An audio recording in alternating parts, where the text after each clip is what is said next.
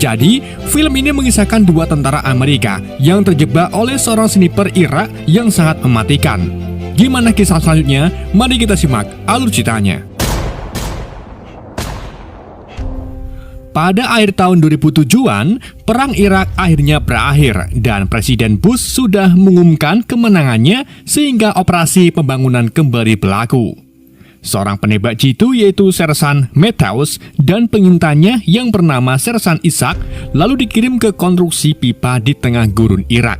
Hal itu dikarenakan semua orang Amerika yang bekerja di konstruksi pipa itu mati terbunuh. Jadi sekarang misi mereka adalah menemukan dalang di balik pembunuhan tersebut sebelum mereka mulai membangun pipa yang baru. Security escort. Rest that shit's in your head, you understand? Near to anything resembling cover? 4 or 5 Hodges came in and bushwhacked. Para prajurit itu lalu bersembunyi di balik semak-semak untuk mengawasi lokasi konstruksi. Namun sudah 20 jam berlalu, mereka tidak mendapatkan apapun. Karena di sana, mereka juga tak menemukan tentara Irak sedang berjaga dan juga banyak mayat yang berserakan.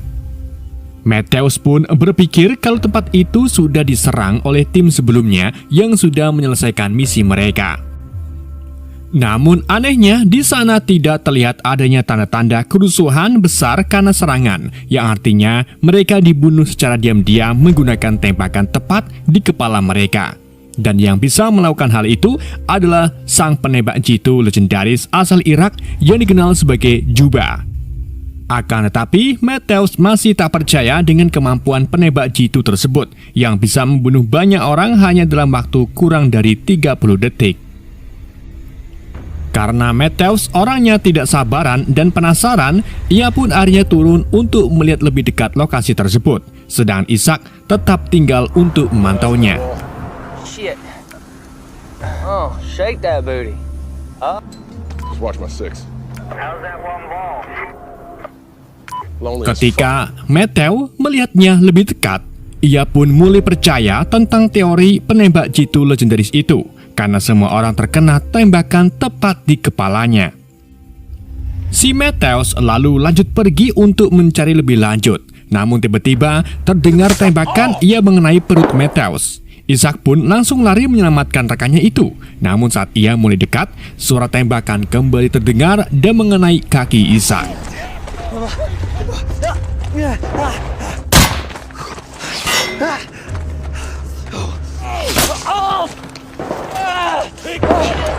Isaac yang tak punya pilihan lain pun lalu memilih mundur untuk bersembunyi di balik tembok.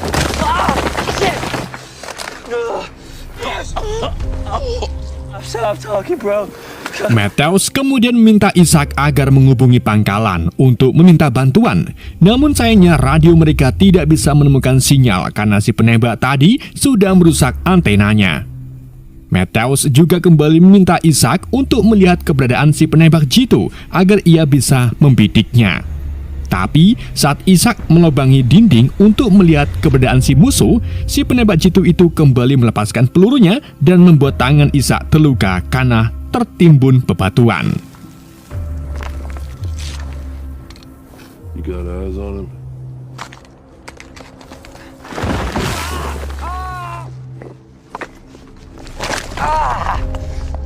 Sorry, Matthews. Sekarang, Matthews mulai kehilangan banyak darah dan tak sadarkan diri. Sementara Isaac yang tak mau berakhir seperti temannya, kemudian mengeluarkan peluru di kakinya dan membalut lukanya.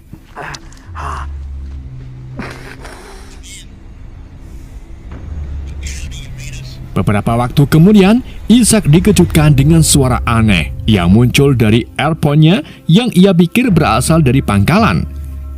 Isaac pun lalu segera melaporkan situasinya dan minta perbekalan medis. Namun ia mulai curiga karena si petugas malah menanyakan banyak pertanyaan aneh. Ditambah lagi, si petugas meminta Isaac menunjukkan keberadaan mereka dengan menembakkan peluru ke atas, dengan dalih agar helikopter yang membawa perbekalan bisa menemukan titik mereka secara akurat. Isaac pun protes karena ini bertentangan dengan protokol mereka.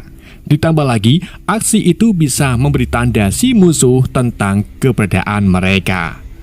Dan saat Ishak mendengarkan si petugas itu berbicara dengan seksama, ia baru sadar kalau petugas itu bukan orang Amerika, melainkan Juba, si penembak jitu yang berhasil meretas frekuensi radio Ishak untuk memasang jebakan. 12 virgins or something? You have seen through my camouflage. Just you and me out here. Ishak pun tak tertipu oleh hal itu dan malah menantangnya. Namun, alih-alih menutup teleponnya karena sudah ketahuan, Juba malah mengajukan pertanyaan karena ia ingin mengenal Ishak lebih baik. Ishak pun tak mengubris obrolan Juba dan beberapa kali mencoba untuk menghubungi pangkalan. Namun, Juba mengancam untuk menembak mati Matthews dan jadi pun mau tak mau Ishak setuju untuk mengobrol beberapa saat bersama Juba. They enjoy a closed casket. You got an accent. So now let's be real. You're the one who wants to get chatty, bro. 52, 3, 4, 5. Ishak juga menggambarkan peta di tanah untuk menghitung lintasan peluru yang memungkinkan bisa menemukan lokasi Juba. Juba lalu mengaku kalau dirinya memang hanya warga Irak biasa yang ingin menyelamatkan negaranya. Ia juga meminta Ishak agar menceritakan tentang keluarganya. Namun, menurut Ishak itu terlalu pribadi untuk diceritakan ke orang asing. Ishak kemudian mengolok-olok tindakan Juba yang membunuh orang-orang yang sebenarnya mencoba untuk menolong negaranya dengan mendirikan sekolah, membuat jaringan pipa, dan infrastruktur lainnya yang bisa meningkatkan perekonomian lokal di sana. Tapi Juba menertawakan hal itu dan menjelaskan kalau uang yang dihasilkan di sini nantinya akan dikirim kembali ke Amerika Serikat. Yeah, that's fucking money. How many tours have you done now? What about me? Waktu terus berlalu dan Juba terus menanyakan beberapa masalah pribadi tentang Ishak yang tentunya Ishak menolak untuk menjawabnya. Juba pun membuktikan kalau dirinya berbahaya dengan memberitahu Ishak tentang pemilik konstruksi pipa tersebut, yang artinya Juba sudah mendengarkan percakapan mereka sejak mereka tiba. Di tengah itu, Ishak lalu menggunakan teropongnya untuk melihat lingkungan sekitar, di mana ia menemukan mayat yang masih memiliki radio komunikasi.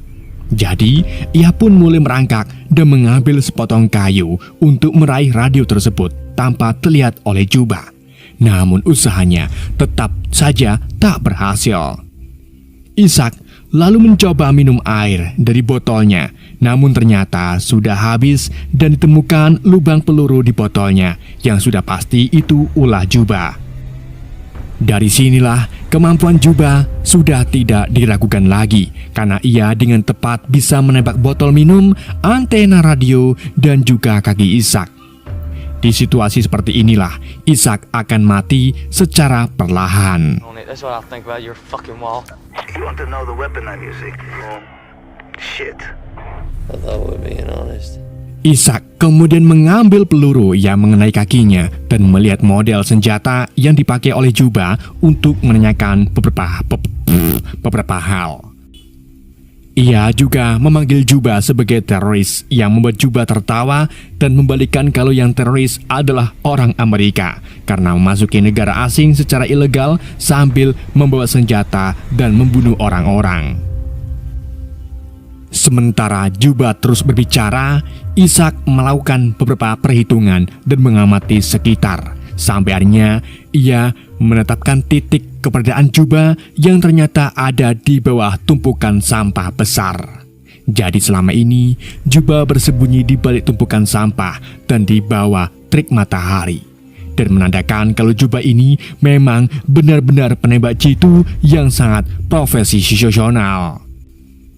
Akan tetapi, Juba membantah kalau dia penembak profesional dan mengaku sebagai warga Irak biasa. Dan jika dilihat dari aksennya, Ishak menebak kalau Juba pasti mantan tentara AS yang memberontak. Tapi Juba menyangkalnya dan mengatakan kalau ia hanya membunuh orang-orang yang menyerangnya terlebih dahulu.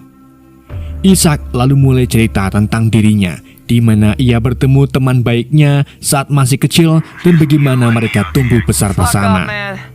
All right. Shit about you, so why don't you go first? How How many tours have you done now? Be honest with me, Isaac. Clan works by the fucking Stop and Shop. Setelah mengobrol panjang-panjang, Ishak lalu mencoba mengelabui Juba dengan memakai jaket dan helm di senapannya sambil dilambai-lambaikan ke atas dinding. Namun, Juba tak tertipu dengan trik seperti itu. Ditambah lagi, kini helmnya Ishak jatuh ke sisi tembok lain, yang artinya sekarang Ishak tak punya pelindung kepala lagi. Fucking Haji, bitch.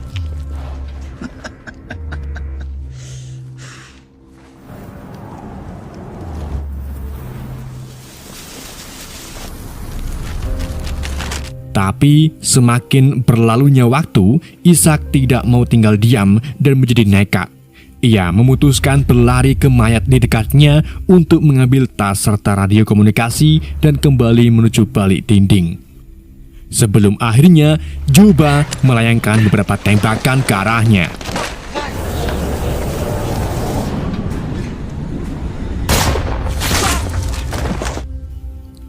Di dalam tas itu, Ishak menemukan air dan beberapa permen yang langsung ia santap dengan lahapnya. Tapi sayangnya, radio yang ia temukan sudah tidak berfungsi lagi. Karena aksi nekat Ishak tadi, Juba jadi emosi dan menembak ke arah dinding sampai merusak teropongnya.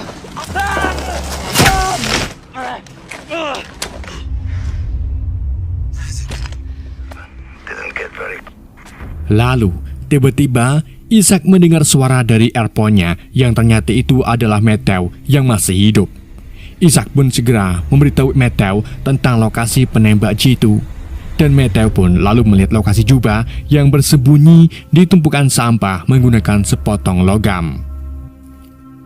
Ishak kemudian terus mengajak Juba mengobrol untuk mengalihkan perhatiannya, sementara Matthew perlahan-lahan meraih senapannya.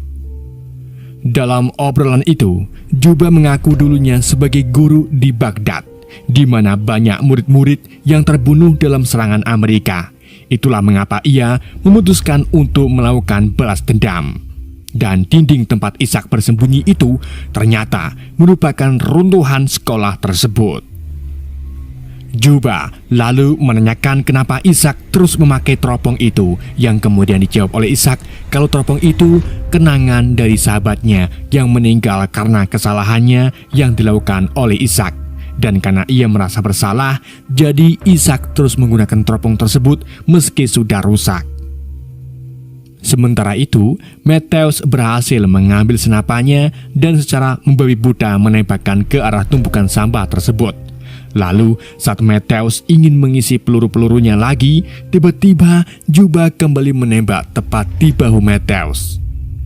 Ishak pun mengarahkan Matthew agar merangkak ke arahnya. Tapi sayangnya, saat Ishak mencoba membantunya, Juba mengambil kesempatan itu dengan menembak tepat di kepala Matthew.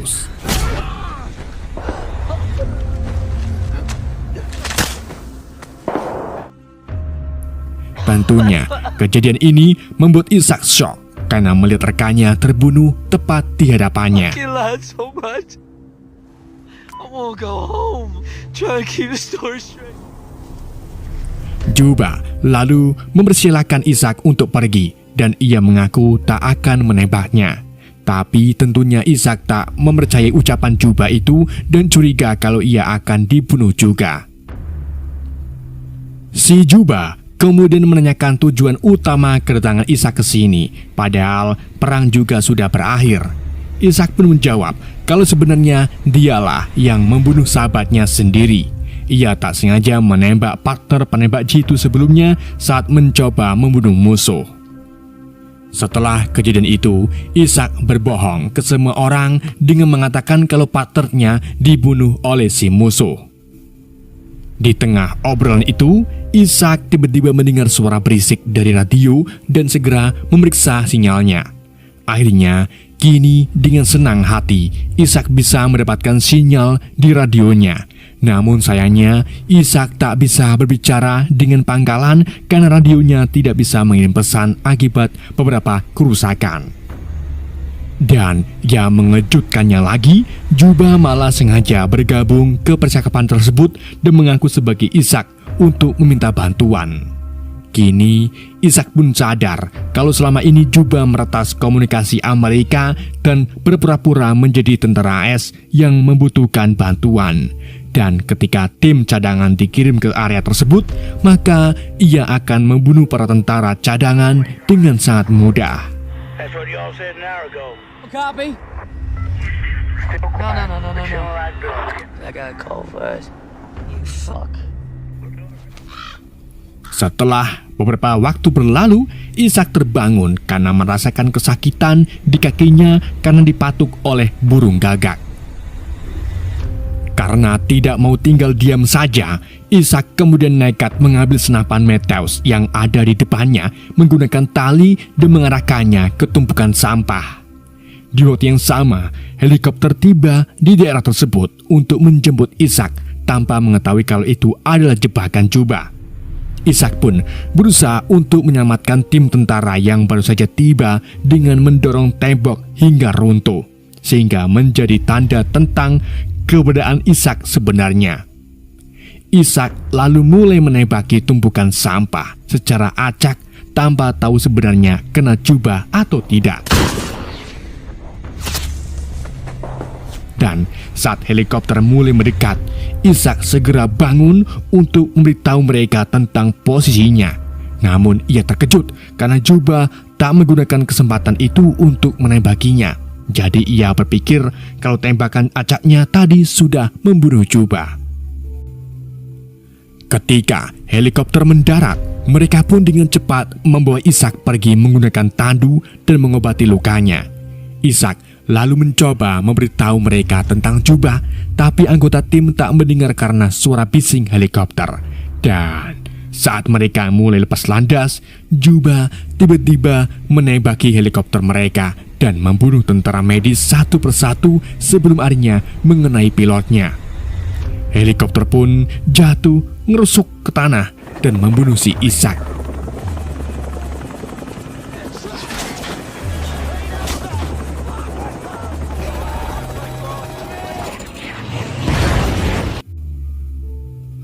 Setelah membunuh tim Matthews dan Ishak, Juba kembali meretas komunikasi Amerika dan berpura-pura menjadi tentara Amerika untuk memikat tim korban berikutnya. Dan film pun berakhir. Oke guys, itulah alur cerita film The Wall. Semoga kalian terhibur dengan alur cerita yang saya bawakan. Mohon maaf jika ada kesalahan dalam penyampaiannya ataupun penyebutan nama. Sekian dari YND, sampai jumpa di video berikutnya.